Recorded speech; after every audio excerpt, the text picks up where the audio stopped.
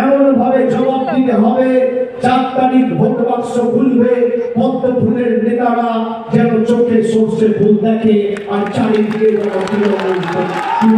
তৃণমূল হয়। আমি আপনাদের কাছে অনুরোধ রাখবো, এখানে অনেক ভাইরা আছেন যারা আপনারা আলু চাষের সাথে যুক্ত।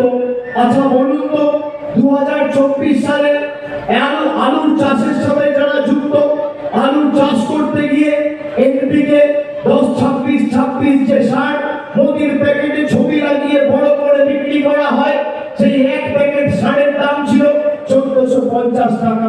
আজকে সেই সারের দাম 1880 টাকা। 2 বছরে প্রায় 400 টাকা বাড়িয়েছে। প্রধানমন্ত্রীকে অনুরোধ করব, আলু চাষিদের জন্য যদি সত্যি আপনার দরদ থাকে, সারের মূল্য রাজ্য সরকার নয় কেন্দ্র সরকার ঠিক করে। কুম্ভীরার সুনা ঝরিয়ে সারের দাম কমান।